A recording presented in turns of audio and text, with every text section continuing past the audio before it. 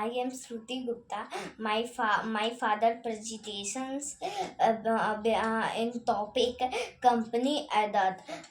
आप लोगों को मालूम है कि मेरे पापा कितना मेहनत करके बनाते हैं। आप लोग सपोर्ट कीजिएगा, इनको लाइक कीजिएगा, सब्सक्राइब कीजिएगा। Okay bye. ठीक है। I am advocate Gaurav Kumar Gupta. I am MBA finance and charter accountant qualified. I am first topic hardcore finance में आज टॉपिक डिस्कस कर रहे हैं। आज का टॉपिक का नाम है the company audit 1। Company audit दो प्रकार के होते हैं, एक ऑडिट 1 होते हैं, ऑडिट 2 होते हैं। आज हम कंपनी ऑडिट 1 को डिस्कस कर रहे हैं। इसमें एक एक पॉइंट्स को हम आज आपको डिस्कस करेंगे। सपोर्ट डेट क्या होता है? कमेंट द फ्लोइंग सेंटेंस को हम लेते हैं। जैसे NM company the chartered accountant were appointed as the auditor of a public limited company in their annual general meeting. ठीक है। Various cooperative and terms lending institution held 51% of paid up share capital of the company. A point. B points को भी deal करना। MRL a charter accountant in full time practice was acting as the statutory auditor of a public limited company till it was wind up. Mister L was appointed as the liquidator for purpose winding up proceeding। Appointment of auditor, इसका answer कैसे लिखेंगे हम? Auditors का appointment कैसे करते हैं? Charter accountant का जब हम पढ़ाई करते हैं, जब CA फाइनल या CA कर जाते हैं, तो हमें क्या होता है, हम ऑडिटर भी बनते हैं। किसी भी कंपनी में ऑडिटर्स के रूप में काम करते हैं। और हमें ये बताता है कंपनी ऑडिट में 1 में कि कैसे ऑडिटर्स का अपॉइंटमेंट किया जाता है। तो ए नंबर जो हम आपको भी डिस्कस कर रहे हैं, NM company charter accountant appointed the auditor public limited company the annual general meeting. अब एनुअल जनरल मीटिंग में कैसे ऑडिटर्स का अपॉइंटमेंट होता है? पहला तो the application of share holdings of 51% of paid up capital by various cooperative and term lending institution to for the discuss below. ठीक है। In term of section 224A of the Company Act 1956, a company in which not less than 25% the subscribed share capital is held, whether singly in any combination by A public financial institutions, a government company, the central government, any state government, any financial other institution established by any provincial state act in which the state government holds net not less than 51% of subscribed share capital। 51% जो भी share held कर रहा है, यदि 50% से कम यदि share held कर रहा है तो वह होल्डिंग कंपनी नहीं कहलाती है। जो 51% से ज़्यादा शेयर होल्ड कर रहा है तो वह होल्डिंग कंपनी कहलाती है, उसका स्टेक होता है। ए नेशनलाइज बैंक या insurance company carrying on general insurance business. ठीक है। The appointment of reappointment of auditor in the annual general meeting shall be made only by passing A special resolution. कोई भी ऑडिटर्स का reappointed पुनः appointment होता है या एनुअल जनरल मीटिंग में होता है तो उसके लिए हमको कौन सा रेजुलेशन पास किया जाता है? ए स्पेशल रेजुलेशन पासिंग द्वारा बनाया जाता है। In this case, NM company were appointed as auditor of the public limited company where 51% paid up share capital was held by cooperative and terms lending institutions, presuming that such institutions are covered by the aforesaid criteria, passing special regulations was necessary। Hence इस प्रकार the appointment of NM company chartered accountant was null and void provided such institutions are covered by section 224A। section 690B, read with the section 690B of the Company Act 1956 required that a company in which the central government, any state government, any government company, any government corporation hold either singly jointly not less than 51% paid up share capital। ठीक है। 51% share capital से कम नहीं होना चाहिए। The auditor of such company are to appointed by central government on the advice of the comptroller auditor of general of India. However, इस प्रकार the corporate and the term lending institution are not covered within the definition of corporation institutions owned by the central state government according the provisions of section 69 will not apply in this case. Although the cooperative and term lending institution hold majority share capital. अब आई appointment of auditor as a liquidator. Liquidator के बीच appointment auditor का क्या होता है? Liquidator क्या होता है? कंपनी जब मर्जर एक्विजिशन में जाती है तो हम लिक्विडेटर्स को बहाल करते हैं, उसके एसेट संपत्ति को रिकवरी करने का पावर होता है. अब regulation 191 of charter accountant regulation 1988 allow a charter accountant in practice subject to the control of council to act a liquidator, but a chartered accountant at the same time cannot act both a liquidator and the auditor of the company. ठीक है, यदि एक chartered accountant यदि same उसी समय यदि वो liquidator नहीं हो सकता है यदि वो कंपनी का ऑडिटर है. यदि कंपनी का वो ऑडिटर है तो वो लिक्विडेटर नहीं हो सकता.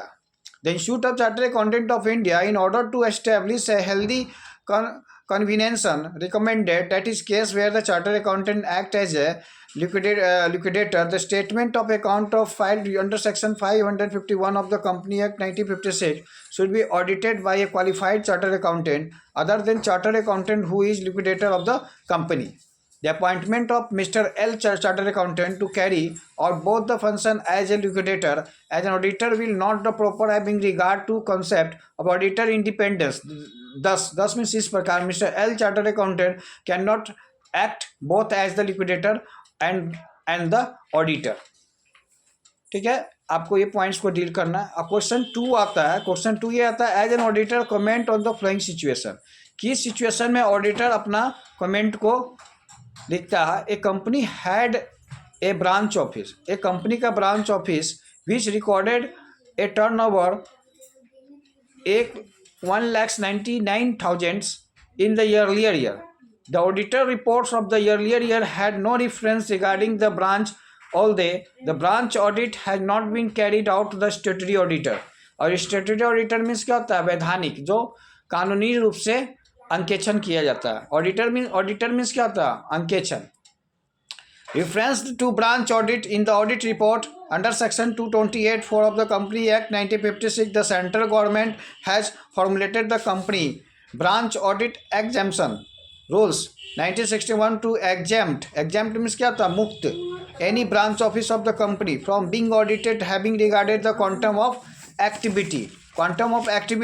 These rules required that if during the said financial year the average quantum of activity of the branch does not exceeding rupees 2 lakhs and 2% average of total turnover, the earnings from the source of the company as a whole whichever is higher, the said branch is exempted. इस तरह से branch के जो भी होंगे उसे exempted करेंगे. In the case under review to the turnover is below rupees 2 lakhs and other information has not been furnished, according it may be presumed exemption may have been granted, but still it is necessary that fact must be mentioned in the audit report. Since इस प्रकार reference चूंकि reference to branch is called for the auditor's report. इस प्रकार branch auditor's report को देखता है और उसे पुकारता है. If the same has been exempted by the central government, the auditor remains the responsible. The auditor has, however, no responsibility in respect to audit of earlier period account. अब question number 3 आते हैं. An auditor purchased goods worth rupees 15,000 on credit for the company being audited by him. एक auditor जब है 15,000 रुपये उधार पर कीमत पर माल को खरीदता है कंपनी के being audited by him, और वो ऑडिट करता है. The company allow him 1 month credit, which is normally allowed to the all non-customer. An auditor, A point, B point में करा. An auditor become aware of a matter regarding company only after he had issued his audit opinion. Had he become aware of the same prior of issuing the audit report, he would have issued a different opinion. Purchase of goods on credit by auditor. यदि auditor द्वारा कोई भी उधार पर यदि माल खरीदा जाता है, वो कौन सा सेक्शन, कौन सा धारा डील करता है? Section 226 clause 3 of the company act 1956 specifies that a person shall be disqualified to an auditor if he is in debt in डेप्ट to the company for amount exceeding the 2,000, यदि किसी भी auditor के ऊपर 1,000 रुपये यदि बकाया है राशि तो वह डिसक्वालीफाई हो जाएगा।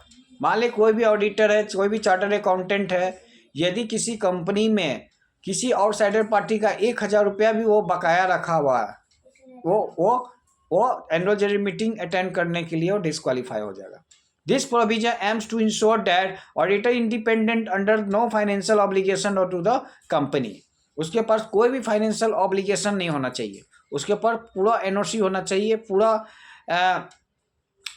where an auditor purchase goods and service for a company audited by him on credit, he is definitely in debt to the company and its amount outstanding existing rupees 1,000। 1,000 से ज़्यादा अमाउंट एग्जिस्ट नहीं करना चाहिए। यदि 1,000 से ज़्यादा amount exist कर रहा है तो is disqualify appointment auditor of the company, वो कंपनी का जो ऑडिटर होगा वो डिस्क्वालीफाई हो जाएगा। It will not make any difference if the company allow him the same period of credit as it allow to the customer normal terms and condition of the business. The auditors can't argue means क्या होता है, बहस करना, that he is enjoying only the normal credit period allowed to other customer. In fact, in such a case has become in debt to the company and consequently has been deemed to have vacate his office. अब section 231 of the company 1956 deal करता है empower the auditor of company to attend any general meeting of the company to receive all the notice and other communication relating to general meeting which members are entitled to receive and to be heard at any general meeting in any part of the business of the meeting which is concerned them as auditor, where the auditor has reason to believe that the director concealed deliberately a serious fact from the shareholders which came to his not after issuance of the audit report, he should exercise this right. Normally speaking, an auditor considers the subsequent event any up to the date of issuance of the audit report. This discovery of fact after issuance of financial statement that existed and the date of the audit report which would have been caused the revisions of the audit report required that the auditor may bring with this notice of shareholders. Likewise, it may be advisable for the auditor to attend the meeting with a view to bringing to the notice of the shareholders any matter which came to his knowledge subsequent to his the signing to the report if had been known to him at the time writing his audit report. He would have drawn up the report differently where the account had been altered after the report was attached to the account. अब आते हैं four questions बता रहा है। At the AGM annual general meeting of ICI limited mister X was appointed as the statutory audit. Mister X जो है statutory audit के रूप में अपॉइंटमेंट होते हैं, उनका नियुक्ति होता है। ही हाउ वर इस प्रकार resign after 3 months since wanted to give up practice joint industry में वो प्रैक्टिस को वो छोड़ना चाहते हैं। State how the new auditor with the appointment of ICICI. State means चुनना, आप कैसे चुनेंगे नया ऑडिटर को आईसीआईसीआई लिमिटेड द्वारा, कैसे उसका नियुक्ति करेंगे। अब हमें कौन सा सेक्शन डील करेगा? आंसर सेक्शन 224 क्लॉज सी नहीं section 224 clause 6 of the company act 1956 deals with provision relating to appointment of auditor cause due to cause vacancy. A casual vacancy normally arises casual when an auditor cases to act as after he has been the validity appointment death disqualification death के समय यदि कोई auditor की मृत्यु हो गई या disqualification हो गया, रिजिनेशन हो गया, इस सिचुएशन में हम कैजुअल वैकेंसी अराइज करके नए ऑडिटर्स का अपॉइंटमेंट कर सकते हैं। In the instance case mister X has been validity appointment thereafter he had the resign thus इस प्रकार casual vacancy had been created on accounting of registrations. The law provided that in the cases casual vacancy has been created by registration of the auditor, as in the case the board cannot fill the vacancy, the company general meeting can only fill the same. Thus इस प्रकार in the case ICICI Limited will have to call an extraordinary general meeting and the appointment another auditor. और AgO extra general meeting बुलाकर वो नए appointment का भी extra general meeting बुलाकर भी अन्य ऑडिटर का भी अपॉइंटमेंट कर सकता है. The new auditor so appointment shall hold office only till the conclusion of the next annual general meeting. ठीक है. The provision of company 1953 applicable for appointment and auditor in place of retiring auditor would equally applicable instance case are given below. Section 225 1. A special notice shall be required for a resolution at annual general meeting. Appointment auditor person other than retiring auditor. अब आते हैं section 192 clause 2 बताता है special notice is to send all members of the company at least 7 days before the date of annual general meeting. Section 225 clause 2 बताता है on receipt notice such resolutions the company shall forthwith send a copy thereof the retiring auditor. Section 225 clause 3 बताता है representation of any receipt from the retiring auditor should be sent to the member of the company. Section 224A clause A बताता है special resolution as required under this section should be duly passed. Section 224 1B clause बताता है before any appointment of auditor is made at an annual general meeting and writing certificate to be obtained from the auditor proposed to appointment, that is appointment will be accordance with the limits specified in section 224 IB. The incoming auditor should also satisfy himself that the notice provided for the order under section 224 and 225 has been effectively served on the outgoing auditor. अब आते हैं right the short notes of the flowing. Auditors line क्या होते हैं, disclaimer opinion क्या होता है. Very very important topic. The institute of chartered accountant of India final students के लिए very very important topic. Auditors line होते क्या है और डिस्क्लेमर ओपिनियन क्या होते हैं. और हार्ड कोर फाइनेंस में भी पूछा जाता है कि ऑडिटर्स के क्या रोल्स हैं, किस प्रकार डिस्क्लेमर ओपिनियन फेस किया जाता है, ऑडिटर किस प्रकार डिस्क्लेमर ओपिनियन फेस किया जाता है. ऑडिटर्स लाइन होता है in the terms of general principle of law any person having the lawful position of the somebody else property on which has worked may retain the property of non-payment is due to account the work done on the property. On this premises, auditor can exercise line on book of a document placed at his position by client on non-payment of fee for work done, the book and the document. The Institute of Chartered Accountants in England and Wales they express the similar view of the following conditions. Document retained must be belong the client who owes the money. Document must have come into possession of the auditor on the authority of the client. They must not have been received through irregular and illegal means. In case of company client, they must be received on the authority of the board of directors. The auditor can retain the documents only if the done work on the document assigned to him. पूरे document को क्या होगा, पूरी तरह से assign करना होगा. जैसे असाइनमेंट था, जैसे उनको भी भेजना है, उनको भी असाइन करना है. इस प्रकार से हम डॉक्यूमेंट का वेरिफिकेशन करते हैं. उसके बाद ऑडिटर में क्या होता है, such of document can be retained with the contact connected with the work on which the fee have not been paid. Under section 209 the act book of account of company must be kept at the registered office. This provisions ordinary make in improbable of register office में ROC को भेजना पड़ेगा. Improbable for the auditor to have position of book of and document. However in the both an act further provisions are there under which books of account could kept in different place pursuant and board resolution which is notice given the registrar of the company. If a company board passes by resolution hand over the books of account to auditor makes the necessary notification register of the company. If in company board passes such a resolution and hand over books of account, an auditor makes the necessary notification to register. The auditor may in such circumstances exercise the right line for the non-payment of fee. अब इस प्रकार however per section 209 he must provide reasonable facility of the inspection of the books of accounts by directors and other authorized in inspect under the act, taking an overall view of the matter. It seems that though legally auditors exercise right line in case the company, it is mostly impractical legal and practicable constraints. His working papers being in on his own property, the questions line. Those does not arise. A statement of a standard auditing practice. 3 SSP issued by Institute of Chartered ICAI, Institute of Chartered Accountant of India on the documentation as a state that statement means क्या होता है, चुनना। Working papers are the property of the auditors. The auditors में इस descriptions में a person of the extract of the working paper available to his clients.